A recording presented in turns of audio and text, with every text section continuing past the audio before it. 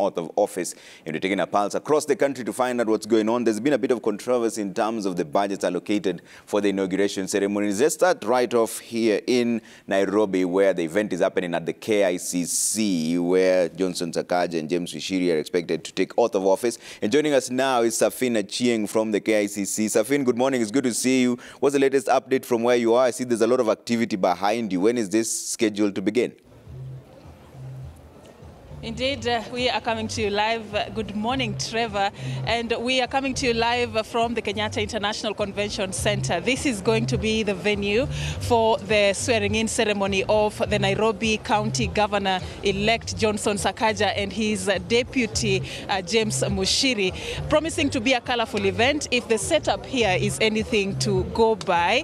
The venue has been divided into two sections. Where we are now is the VIP section that has been set aside for the invited guests, and the other side of the venue has been set aside for residents of Nairobi, set up there also to be part of this very important occasion. It is a big day indeed for the Nairobi County Governor-elect Johnson Sakaja, who today is not only going to drop the title of senator, but also the title of Nairobi County Governor-elect. Henceforth is going to be officially referred to as the governor of the Nairobi City County. So what you can see behind me is just the event picking up, and of course the people that were invited to be part and parcel of this great event have already started streaming in, but it has not started officially. Of course, it is going to see Nairobi County Governor-elect Johnson Sakaja officially assume office. It is going to be one of the biggest steps he takes in his political career, of course, after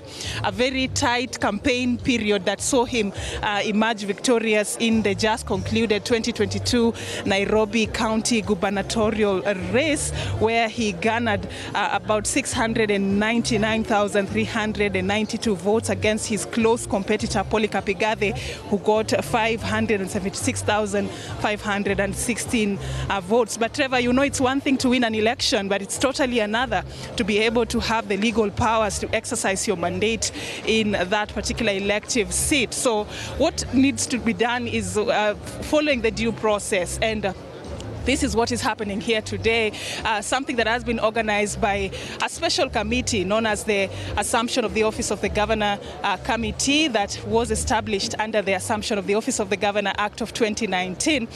It is a committee that has had a series of meetings to come up with such an event happening today that comprises several key members, which include the county secretary, the chief officer in the department of that focuses on the county public service. It also comprises chief officers from other departments of the county, which include information and communication, the Department of Legal Affairs of the county, also comprising of the chief officer from the Department of Finance and Legal Affairs, a representation from the Ministry of Devolution, a representation from the National Intelligence Service, the county commissioner also is part of that particular committee, a representation of course, the judiciary.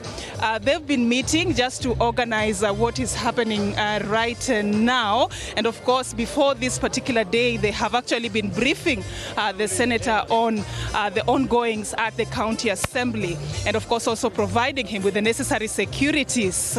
This began as soon as he was declared governor-elect. So today what you're seeing here is actually the venue where he's going to be officially sworn in. And the swearing-in ceremony, according to the law, ought to happen between 10 a.m. and 2 p.m. Of course, the timelines can be adjusted a little bit, but he has to take the oath or affirmation of office slightly, not before 10 a.m., but of course not later than 2 p.m. So today what we will be expecting to happen here is that as soon as the governor-elect and his deputy arrive at this particular forum, we are going to have a session whereby he is going to be taken through that process of taking the oath or affirmation of office, after which he is expected to sign the inauguration certificate. And of course, after he signs the inauguration certificate, he is going to be handed over the instruments of power. And this include quite a number of essential items that will signify that he now has the mandate to run the county officially, which include the county flag, the county coat of arms. He's going to be also receiving the Constitution and the county public seal. This will be done by the outgoing governor of the county.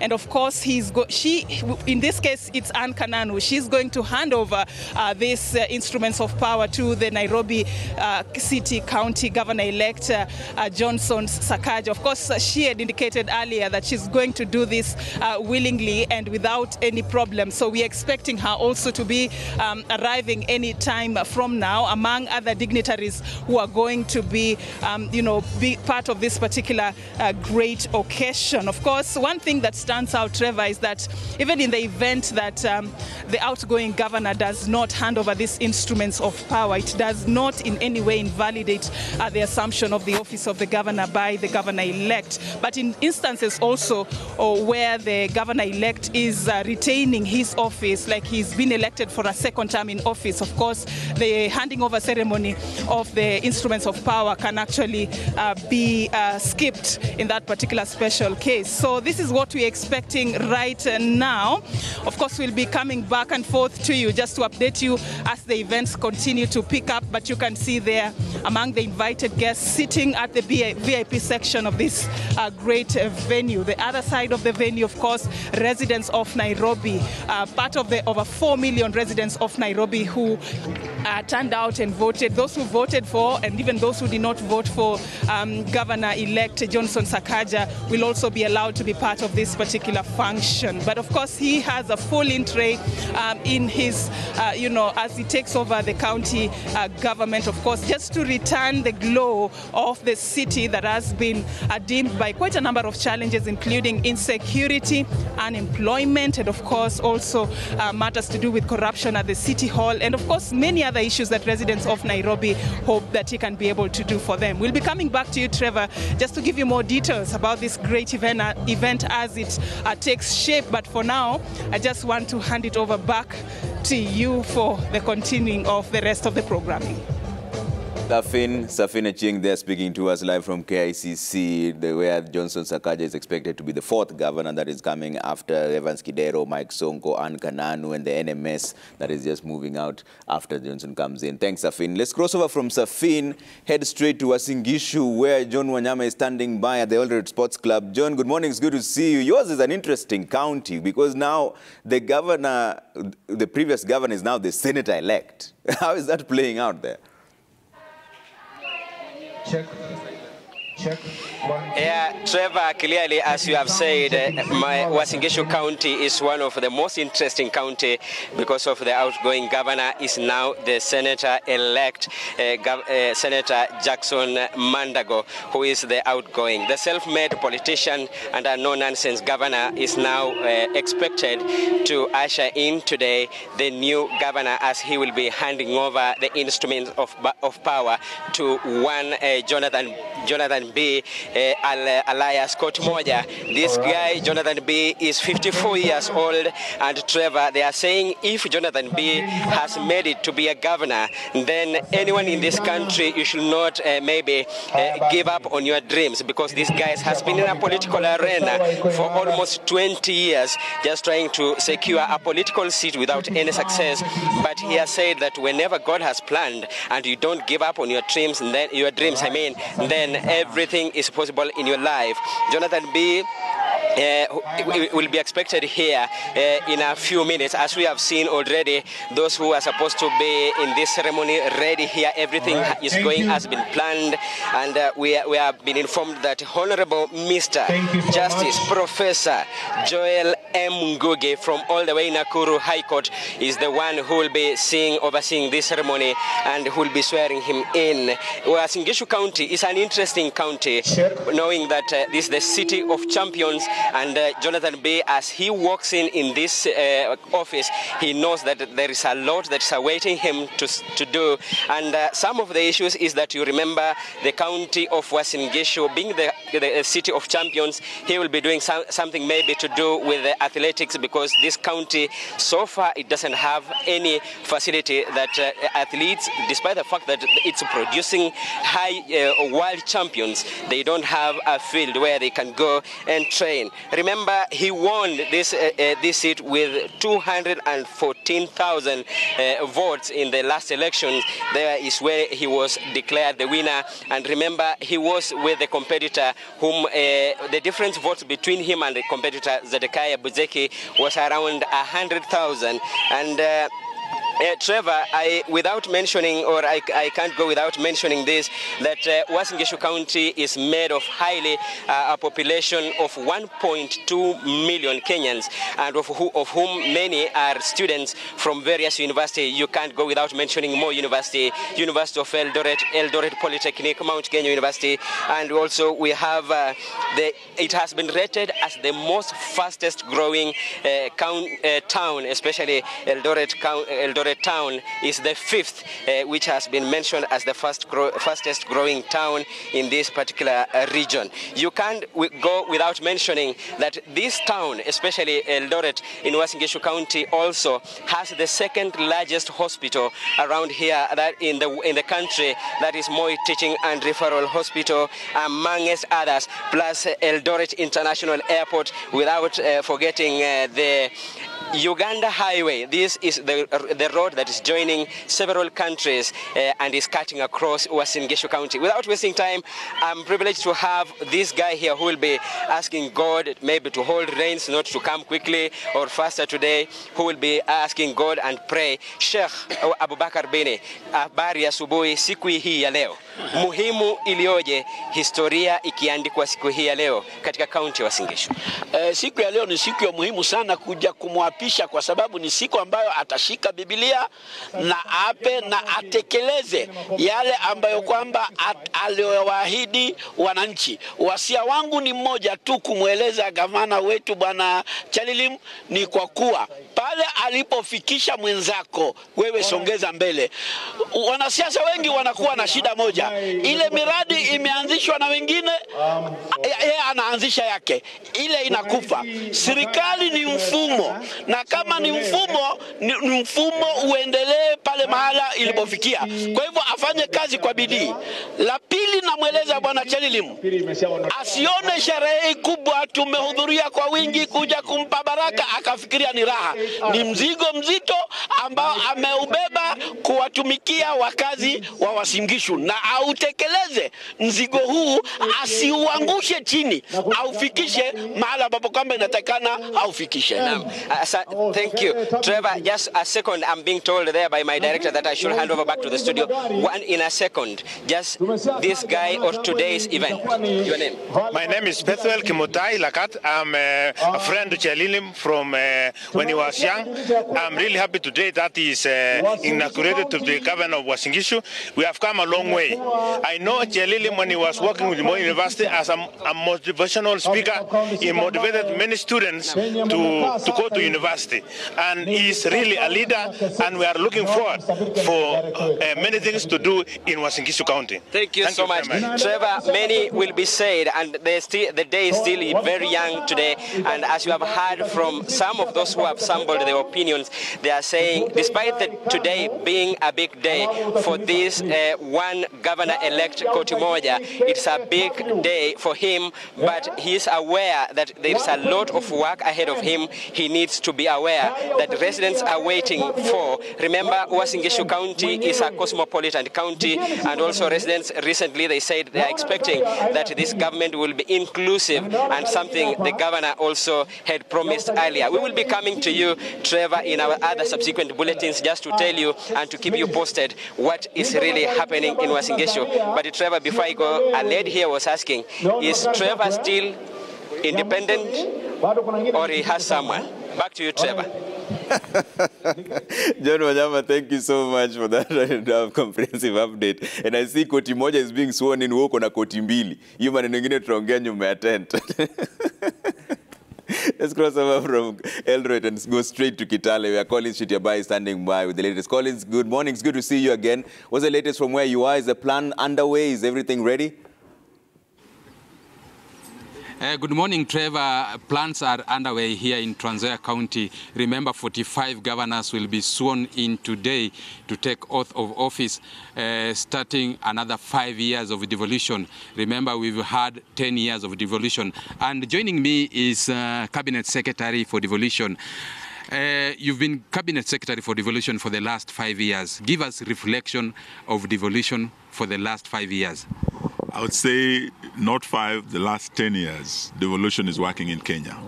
And it's a system of governance that has had a huge impact in terms of transforming the lives of ordinary Kenyans in every county in our country. And as we usher in today a new generation of governors, I say so because the majority of the governors being sworn in today are new. We only have about 8 who are there during the commencement of devolution. They have been re-elected after losing in the last election. We also have 7 women. It's a record. We haven't had this kind of number of women in leadership in our country, and I want to congratulate them. We believe that this is the team that is going to shape the next decade of devolution, and we're looking forward to working with them very, very closely. 10 years, any challenges in devolution? Yes, there are many challenges, and the biggest challenge is corruption. Unfortunately, corruption remains the biggest enemy of devolution and the biggest enemy of our national development. The intention of Kenyans when they passed this new constitution was to devolve resources and give powers to the people to make decisions in their localities about their local economic development. But unfortunately, we ended up also devolving corruption. As we end the first decade of devolution, we have quite a number of governors who are facing criminal charges, who are accused of looting billions of shillings and creating overnight billionaires. This was not the intention or the object of devolution. So this remains a big challenge. The other challenge is the directing of these resources towards just recurrent expenditure and very little going towards development. We are urging the new generation of governors as they come in. We would like to see more going towards development, and we are talking, the law requires at least 30% to go towards development. But that has not been the case in many of the counties. We'd like to see this change. The other issue is the lack of focus by our counties in generating their own source revenue. There has been over-reliance on the National Treasury. We'd like to see the next 10 years counties doing more to generate own source revenue, and this can be done. So these are areas that we would like to see, and the last challenge has been the issue of the bloated wage bill. We have very many counties where governors have overemployed their relatives, and you find that this is a sponge that is actually soaking away the funds. And many of the counties are actually just paying salaries instead of development. So these are some of the challenges, but overall, 10 years of devolution is working. We have a more equal Kenya. We have a more equitable Kenya, because there are areas that had been marginalized before, particularly northern Kenya. They had never seen hospitals, never seen tarmac roads. For the first time, because of devolution, we are seeing fruits of devolution in every corner of our country. Do you think there is any law that needs to be repealed or changed to improve devolution? And also, how do we sort out corruption in devolution? I think I would say there are quite a number of laws, and even as the new parliament comes in, there are a raft of amendments I had already proposed there before parliament. One of them is strengthening of intergovernmental relations by ensuring that the Intergovernmental Relations Technical Committee is empowered to become a full commission, because the most important thing about devolution is the good intergovernmental relations. The two levels of government have to work together in consultation and in cooperation. So we would like that amendment done, and I want to urge the new parliamentarians to give it priority so that we strengthen the IGRTC. We'd also like to see more resources going to the counties. So one amendment that had been proposed by BBI was to ensure that we amend the 15% to 35%, so that we have more resources going to the counties. And this way we'll be able to actually turn our counties into engines of socioeconomic development of our country. In fact, as we end these campaigns, there was talk of bottom-up and other policies in their manifestos. But the real bottom-up is devolution. One where we have resources coming down, we spur local economic development, we grow our economy from the bottom coming up. Devolution is really the answer.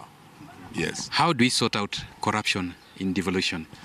First of all, we want to urge Kenyans to give us a good caliber of leaders. You see, most of the leaders we are having today have been elected by the same people. There are people who are facing integrity issues, it is known, but still Kenyans keep electing them. In fact, I was reading a piece that was talking about a house of suspects. Many Kenyans, leaders facing criminal cases, have been re-elected by the same Kenyans. If you give these Kenyans the offices you're going to give them the resources. You don't expect them to do things differently. So we must start with Kenyans giving us leaders of integrity who will actually serve them and also transform their counties. It starts with the leadership itself, and everything falls or stands on leadership. The other issue is, of course, strengthening of our institutions, and that we have done. There have been reforms, and we believe that we are better equipped to fight corruption than we did before. Yes. Yeah, Eugene Wamalwa, Cabinet Secretary for Devolution, who is also here to attend the inauguration of second governor of Trans Nzoia County, George Natembeya. From Kitale, I'm Collins Shitiabai. Back to you, Trevor. Collins, thank you very much for that update then, for that conversation with the CS Eugene Wamalwa on the state of devolution. Let's cross over from Trans Nzoia straight to Kisii at the Gusii Stadium where Crispin Otieno is standing by. Crispin, good morning. It's good to see you. Your county actually started this conversation in terms of the expenditure on this inauguration, where Simba Arati was saying it was allocated 57 million, but he cut it down to 3.5 million. What's the latest from where you are, and is there been an impact? Well, Trevor, we are coming to you live from Gusii Stadium. This is where the inauguration ceremony will be taking place. And as you can see behind me, it's a beehive of activities. This is the dais where this is where everything will be happening here. And as you can see already, police officers, both in uniform and in civilian, have already are taking charge of this stadium. It's already half packed. I just want to show you what's happening in one of the entrances of Gusii Stadium. As you can see, Trevor, security officers are conducting thorough frisking for all who are making their way into this stadium. As you can see already, quite a beehive of activities at the main entrance into the stadium. And I just want to engage some of the Kisii County locals just to tell us what their expectations are. I'll start with this gentleman over here. I'll start by telling us what's your name and what do you expect as we usher in the second governor in Kisii County. Thank you, Mr. Crispin. My name is Amosoti Dennis, the Kisii County Youth President. We are here today to celebrate. Been a waiting day. The inauguration for Mheshimiwa Paul Simba Arati and his Deputy Governor, Mheshimiwa Robert Monda, here at Gusii Stadium. I want once again to welcome the dignitaries. Actually, in our invitees, we have invited many people from across the country to come and celebrate with us. Thank you so much. As a Kisii County resident, what are your expectations? Well, my name is Timothy Nyandusi, and as a Kisii County resident, my expectation is that I want to tell the Kisii County people that they made a good decision to elect Governor Simba Arati as a governor. Just to give even a glimpse of what he did yesterday, remember he cut the budget from 57 million to 3 million. That's a good sign of a very hard-working governor, a governor who has his people at heart, and a governor who is ready to deliver. Ours is to congratulate him, and we are saying Simba Netaya. Thank you. So let's get the last resident here. Your views, shortly.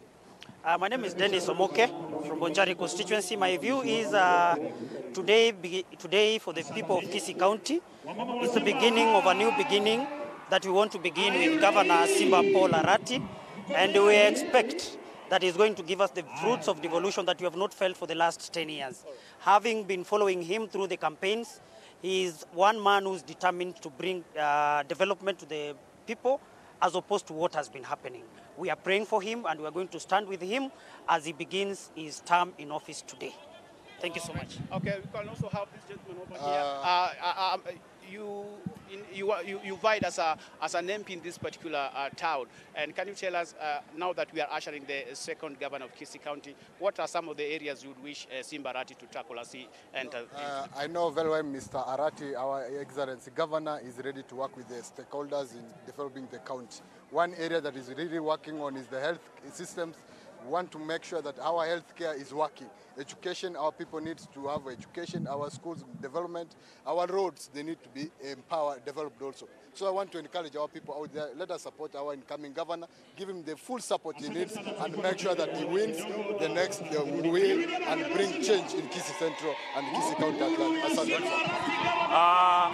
The whole issue of Simba Arati's governorship is about completing the struggle of Raila Amolo Odinga.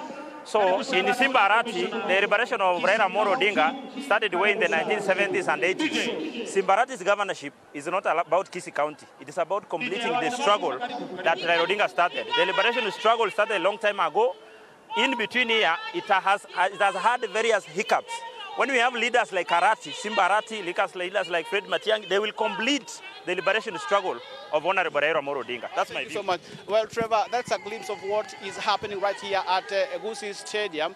And as you can see already, there are quite a number of artists who are currently entertaining guests. Thousands of guests who have already made their way into the stadium. Remember, according to the Assumption of Office Committee of Kisii County, they are expecting a total of 10,000 guests drawn from Kisii County and, of course, beyond even Kisii County to attend this particular historic moment. And we shall still link with you up later on again just to tell you more of what is happening. Remember, this particular ceremony is expected to start in the next 30 minutes here at the Gusii Stadium. And later on, we shall tell you more as time goes as far as the inauguration of the second governor of Kisii County is concerned. Trevor.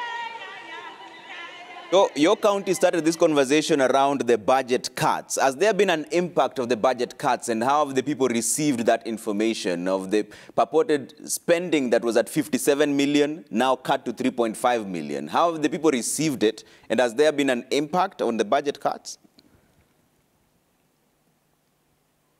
Yesterday, while we were talking to the Kisii County governor, he actually said that after he intervened into the whole issue by reducing the budget, which was 57 million, way down to 3 million, residents, rather Kisii County residents whom we managed to talk to, really received the information wholeheartedly, saying that it will really help, especially when the amount which was cut to be spread across different areas like the health sector, which has been grappling with quite a number of challenges. So for them, according to Kisii County residents, they really welcome the idea, and they believe they have a lot of hopes as Simba Arati is taking over from the outgoing governor, James Ongwae.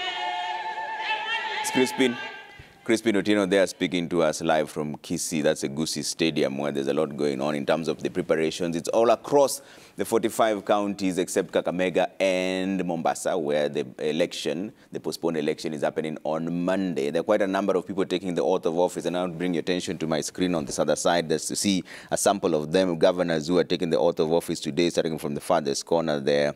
We have Anne Waiguru Kirinyaga, we have James Orengo in Siaya, we have Suzanne Kihika Nakuru, we have Andrew Mwadime, Taita Taveta, we have Gladys Wanga, Homa Bay, Johnson Sakaja, Nairobi, Rungu Kangata, Murang'a, Mutula Kilonzo, Junior Makueni, Kawira Mwangaza, Meru, there we have Uchila Yako, Migori, Cecily Mbarire, Embu. We also have there Simba Arati for Kisii. And we also have Vinyandeti, Machakos, we have Jonathan B, Uasin Gishu, all of them taking oath of office. And of course in Nakuru there, they're saying that 7 of them in different places having been re-elected, some of them being re-elected after being out in the cold for about 5 years. They're back now. So in Kwale, there's Fatuma Chani under UDA. Kilifi, there's Gideon Mungaro, ODM. Tana River, there's Dado Godana. Lamu, there's Issa Timami. Taveta, just mentioned earlier on there, there's Andrew Mwadime. Nadif Jama is in Garissa. Wajir, we have Ahmed Abdul Jir.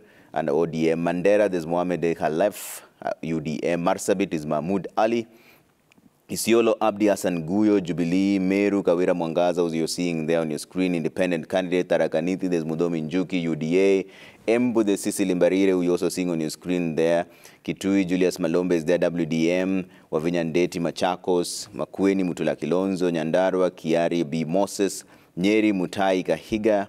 Kirinyaga, Anne Waiguru. Irungu, Kangata for Muranga. Kiambu, there's Kimani Wamatangi. Turkana, there's Jaramea. Lomurukai. And West Pokot, we have Simon Kachapin, who was out for 5 years, now he's back again. In Samburu, there's Lato Lelelit. Under UDA, Trans Nzoia, there's George Natembea. Wasingishu is Jonathan B., who you're seeing on your screen. And, of course, Marakwet, there's Wesley Rotich. Under UDA, that's Elgeyo Marakwet. Nandi, there's Stephen Sang coming in for the second term. Benjamin Cheboy is in Baringo. Laikipia, there's Joshua Irungu, having been out for 5 years, now he's re-elected back in. In Nakuru, we have Suzanne Kihika. In UDA, Narok, we have Patrick Olentutu. I'm just going through that entire list there. We cross over there to find out what's happening in different places. But right now, let's cross over to Kiambu, where Harun Njoroge Maina is standing by the latest. Harun, mambo vipi huko? Mikakati ziko kabambe ama vipi? Asante sana Trevor. Kwa hakika tuko hapa Kiambu katika uwanja wa Kirigiti ambako hii siku ya leo gavana mteule gavana Kimani Wamatangi anatarajiwa kuapishwa katika uwanja huu, na matayarisho yako katika shughuli za mwisho wakati wowote kuanzia sasa. Gavana mteule na naibu wake Rosemary Kirika wanatarajiwa kuwasili hapa wakati wowote kuanzia sasa ili kushiriki katika hafla hii ambayo ni ya kumwapisha awe gavana wa 4 wa kaunti hii ya Kiambu. Trevor, hakika ni kwamba viongozi wengine wamealikwa katika hafla hii ambao ni pamoja na gavana anayeondoka, gavana James Nyoro wamealikwa, pia viongozi wote ambao walichaguliwa hapa katika kaunti ya Kiambu kuanzia seneta mteule, mbunge mwakilishi wa kike mteule na wale wawakilishi wa wodi pia wamealikwa hapa katika uwanja huu wa Kirigiti ili kushiriki katika hafla hii. Ni hafla ambayo kule kuapishwa kwa gavana mteule Kimani Wamatangi, hafla yenyewe itafanyika mwendo wa 4:30 hivi, ikiongozwa naye jaji mkuu ama jaji katika mahakama kuu, jaji Stella Mutuku. Na kwa sasa wananchi wameketi katika uwanja huu upande ule wa kulia. Viongozi na familia ya viongozi ambao wanaapishwa hii leo wameketi hapa ndani kwenye hema hii kuhakikisha kwamba wanashiriki katika hafla hii. Ni hafla ambayo inaendeshwa kati ya saa 4 saa hizi asubuhi kufikia saa 8 mwendo wa saa 8 adhuhuri hivi, kufuatia sheria ile ya kamati ambayo inahakikisha kwamba uongozi unapelekwa kutoka kwa kiongozi mteule ama kutoka kwa gavana anayeondoka kwenda kwa gavana ambaye anaingia. Hali ndivyo ilivyo kwa sasa, kwa kuwa ni matayarisho ya mwisho Trevor ambayo yanafanyika hapa. Jinsi hali inavyoendelea hapa ni maelekezo tu yanatolewa na MC wa kikao hiki cha leo ambaye ni katibu katika kaunti hii ya Kiambu kwa sasa, kuhakikisha kwamba taratibu zote zinafuatwa ili kuhakikisha kwamba dakika chache zijazo viongozi wale, gavana mteule na naibu wake wanawasili hapa.